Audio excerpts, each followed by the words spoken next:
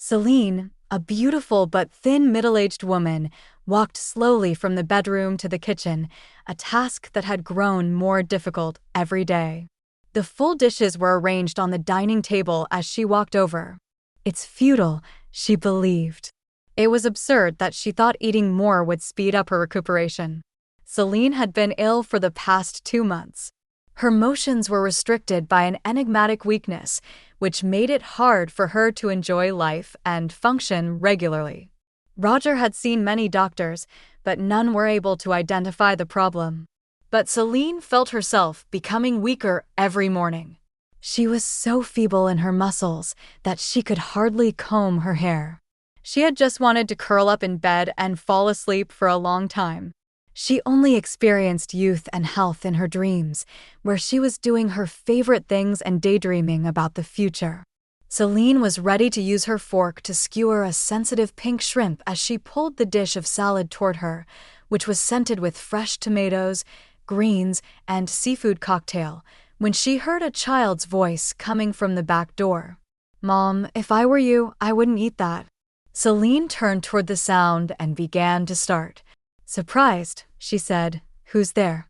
A messy 9-year-old girl with her hands behind her back came out from behind the door, sniffling and scratching her nose.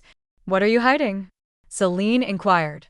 "I'm sorry, but I sneaked into your garden first," the girl admitted.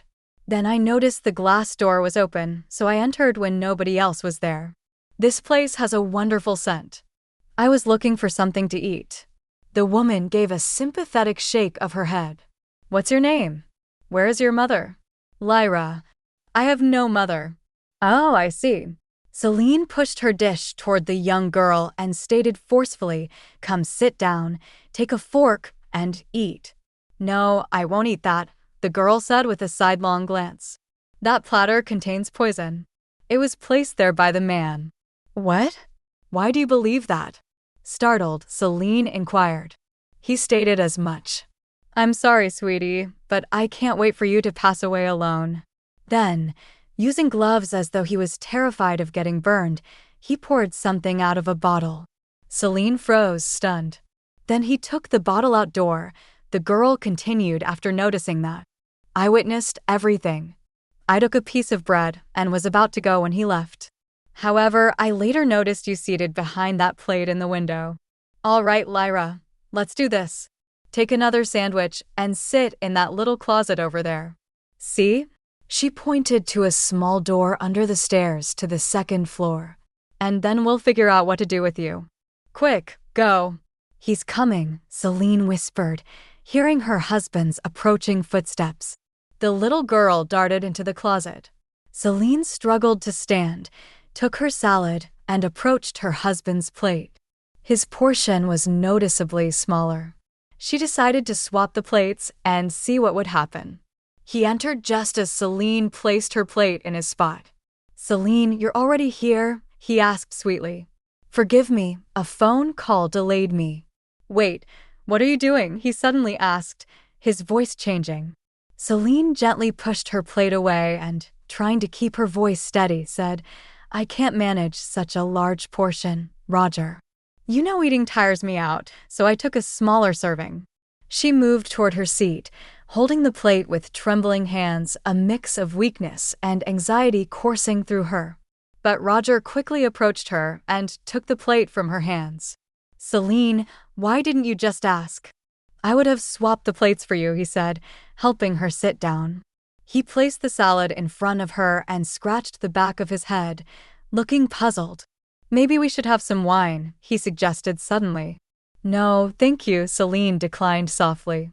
"I'm already feeling a bit dizzy. Let's just finish quickly, Roger. I want to go back to the bedroom and rest." "All right," he muttered, taking his seat.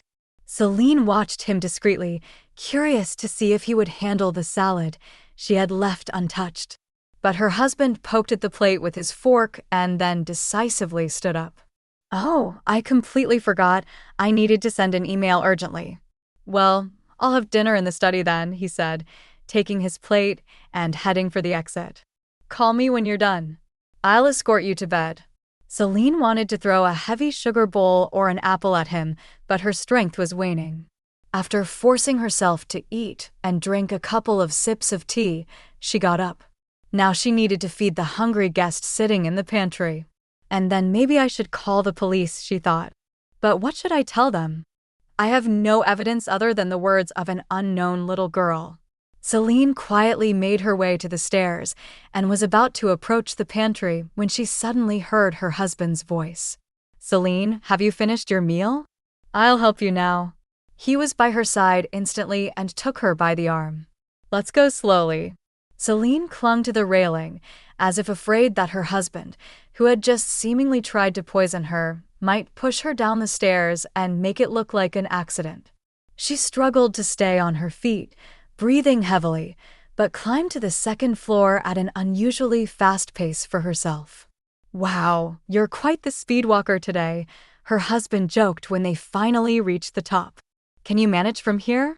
And I'm going to clean the kitchen." Celine nodded and shuffled toward the bedroom, steadying herself against the wall. Her husband watched her go, then sighed.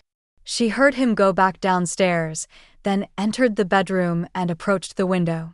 But she hid immediately behind the curtain. Roger was already in the garden, diligently burying something and tamping down the earth with his shoe. As if sensing her gaze, he suddenly turned toward the bedroom windows. Celine stood frozen, her heart pounding so loudly it seemed audible even outside. Finally, Roger turned away and began cleaning the dirt off his shovel. Celine lay down on the bed, anxious thoughts painting one terrifying scene after another in her mind.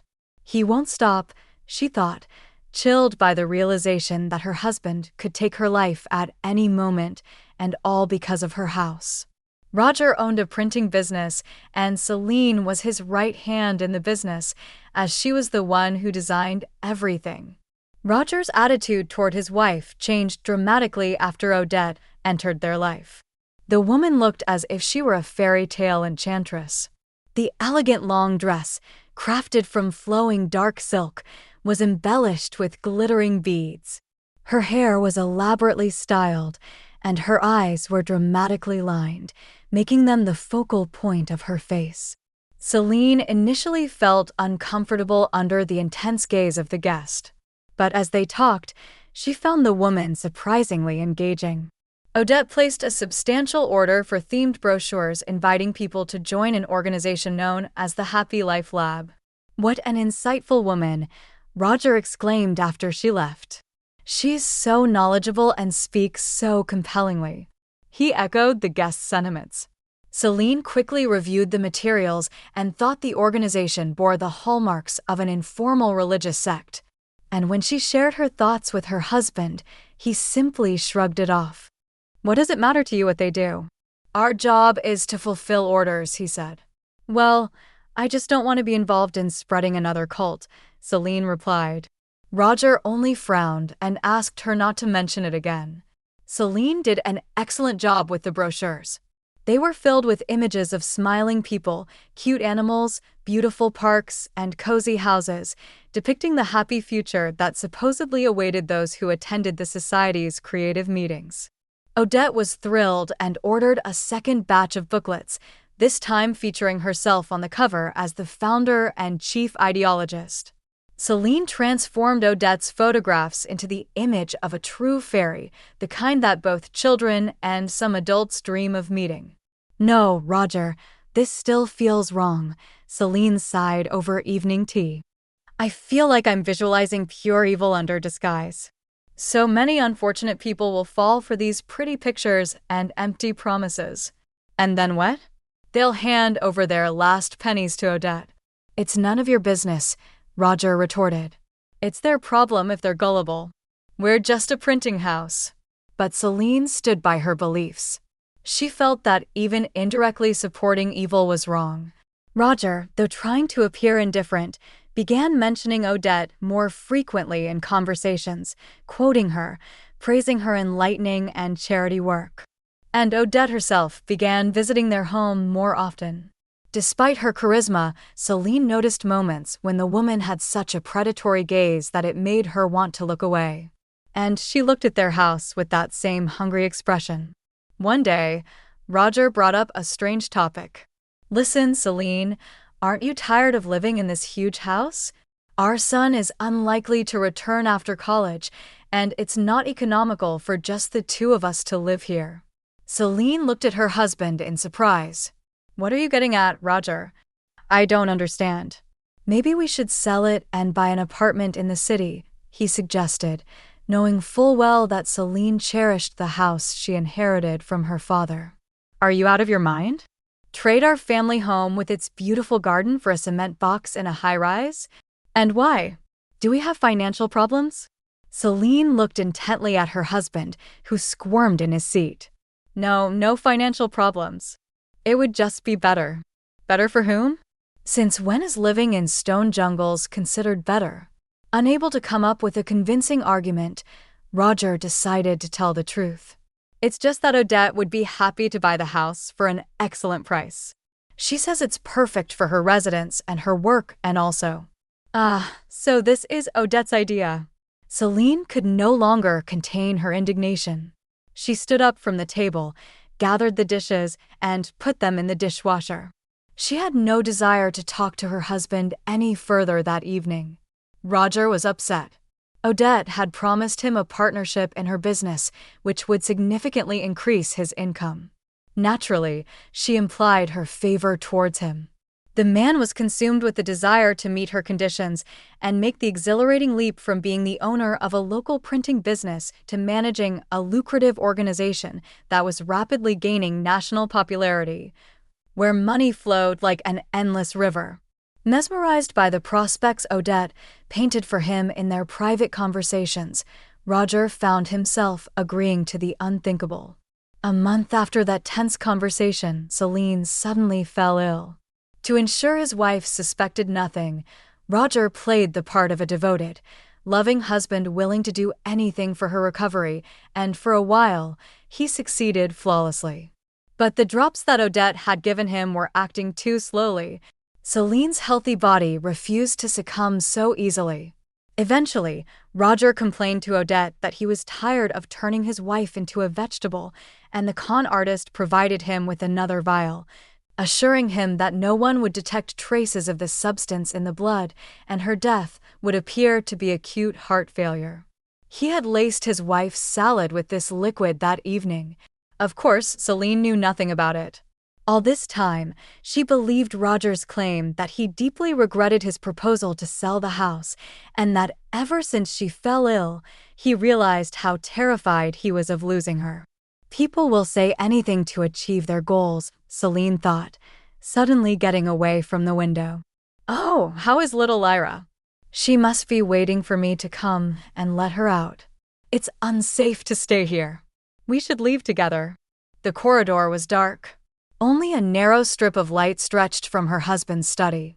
The woman could hear him talking to someone on the phone.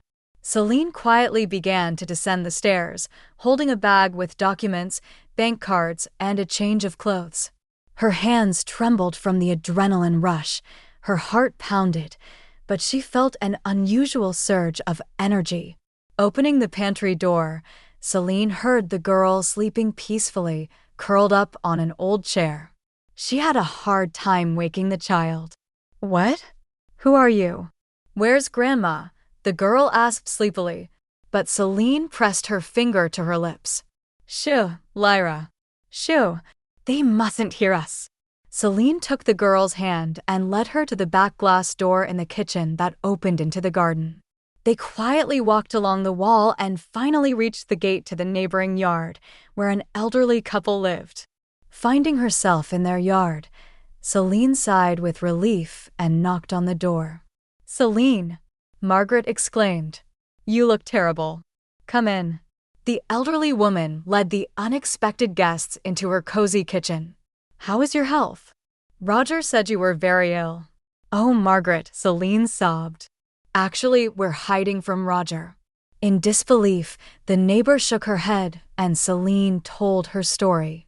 What a scoundrel! Margaret sighed, listening to the story. It's dangerous for you to stay with us, because Roger will come here first when he notices you're missing. So Celine, think about where you can hide for a while. Suddenly, Lyra, who seemed to be dozing and hearing nothing, said in a sleepy voice, "Let's go to my grandmother's. She lives not far from here, in the next village. I went into the forest in the morning, got lost, and that's how I ended up at your place." "So you have a grandmother, and you just left without telling anyone?" Celine asked in surprise. "Because I'm looking for my mom. Grandma said she abandoned me." "I wanted to find her," Lyra exclaimed. "Oh, you silly girl," Celine muttered. "Your grandmother must be worried. All right, come on. Let's go to your place. Maybe it's for the best. Roger and Odette probably won't look for me in the nearby village." She called a taxi, and Margaret placed dishes of fresh pastries on the table. "Come on, girls. Have a quick bite. You must be hungry from all the nerves." Celine politely declined. She was too anxious to eat. But Lyra eagerly dug into the food. "Delicious," she said with a mouthful. "My grandma hasn't baked in a long time. She's sick." The taxi pulled up right to the neighbor's gate, and Celine and Lyra climbed into the back seat. Celine marveled at her newfound energy and zest for life. Could this encounter with Lyra have such an effect on her? At Lyra's grandmother's house, a police car was parked outside and villagers were gathered around. Helen, Lyra's grandmother, stood at the door loudly lamenting. "What have I done? I couldn't keep my only granddaughter safe. I've lost my dear little one. Why did I tell her about her mother?" Her neighbors patted her head, trying to console her. The local police officer attempted to ask her questions, but she waved him off. "I don't know. She's got a mind of her own, just like her wayward mother." She up and left without a word. Celine thanked the taxi driver and opened the car door. The villagers finally noticed the arrivals. Granny Lyra rushed to her grandmother and hugged her tightly. "I'm sorry, Granny, I didn't think you'd cry so much." The elderly woman, seeing her granddaughter, was speechless. Celine stood nearby, unsure of what to do. She had already let the taxi go, but would this grandmother let her into the house? Finally, after all the hugging and wailing, the grandmother looked seriously at Celine. "And who are you from the city police?" "No, It's a long story, but your granddaughter basically saved my life." "Really?" the old lady exclaimed. "Where else did she get involved?" "Nothing criminal. She said she got lost in the woods and ended up in our village. She was hungry and climbed into our garden to find something to eat." The grandmother looked reproachfully at Lyra. "I ought to give you a good spanking. Who taught you to trespass in other people's gardens?" Lyra hid behind Celine. "Granny, don't be mad. If it weren't for me, Celine's husband would have poisoned her." The elderly woman gasped, and Celine had to explain everything. At the end of the story, Helen looked closely at Celine. "Aren't you Samuel Clark's daughter?" "Yes." "Have you known him?" "Oh, he had quite the temper. God rest his soul. Well, come in." "I have something to tell you," the elderly woman said, rising and leaning on her cane as she walked into her house. Helen recounted that in her youth, Samuel Clark had courted her. Then he was drafted into the army. Helen waited for him and began preparing for the wedding. However, malicious gossip spread lies about her, claiming she had been with other men. "But I was always a modest, shy girl," she said. "I never allowed anything like that with anyone else, and I didn't go out while he was away, only to work." Just before the wedding, he confronted me, demanding to know who else I had been with. I burst into tears, but he accused me of lying and said he didn't want a tainted wife. That's how our wedding fell apart. He left for the city, and soon after, I realized I was expecting his child. I cried and then also moved to the city. I couldn't stay in the village with such shame. There, I gave birth to Lyra's father, Alexander. I raised him and educated him, first as a paramedic, then as a doctor. He turned out to be quite industrious, working as a doctor on expeditions to the Arctic. He didn't marry until he was 40. Always too busy. 10 years ago, he introduced me to his wife. He said, "Meet your daughter-in-law." I was so happy that I left them our apartment and returned here to give the young couple space. Then my daughter-in-law had Lyra, nursed her for about 6 months, and then ran off with another man. And that's how it is, dear. Wait, Celine whispered, astonished by the story.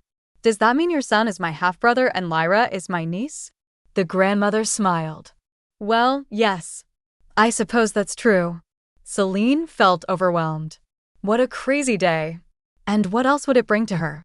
As if answering her question, the front door creaked open and a deep male voice called out, Mom, are you home? Oh, Alexander is back, the elderly woman exclaimed. The little girl dashed outside and threw her arms around a bearded man. Behind him stood a shorter man in glasses, seemingly a friend. Meet my friend, Professor Jeremy Gonzalez, Alexander introduced him. I'm an associate professor, Jeremy corrected with a smile, looking at Celine. Oh, boys. I and Lyra also have a guest, Helen said. Meet Celine. She lives in a nearby settlement. After everyone was introduced and seated around the quickly set table, the elderly woman retold her old story. Alexander was shocked. Mom, why didn't you tell me this before? Why did you say my father was a polar explorer who disappeared in the ice? I went on all those expeditions to honor his memory. Jeremy patted his shoulder. Don't be upset, Alexander. At least you found true friends on those expeditions, and you brought one of them here to meet such a charming sister. Celine blushed and then felt a sudden assurance. They would protect her from Roger's schemes. When the men heard her story, they sprang into action with their extreme connections in law enforcement. That very night, the street in front of Celine's house was illuminated by the flashing lights of police cars, and handcuffs were secured around Roger's wrists. Celine guided the investigators to the garden, pointing out where her husband had been digging. Soon, they discovered a vial of potent poison, rubber gloves, and a portion of vegetable salad with shrimp. It wasn't long before Odette and her 2 accomplices, who had been helping her defraud elderly people of their homes, were also apprehended. The con artists were brought to justice and received their deserved punishment. Alexander and Jeremy decided it was time to end their adventurous expeditions and settle down in the city. Alexander wanted to spend more time with his family, his daughter, his elderly mother, and his newly discovered half-sister. Jeremy, on the other hand, wanted to be closer to Celine, who had made him believe in love at first sight. 6 months later, Celine and Jeremy were married, and she moved in with him. Now, they had even more opportunities to see Lyra. Celine had grown to love her as if she were her own daughter. And naturally, they frequently visited Helen.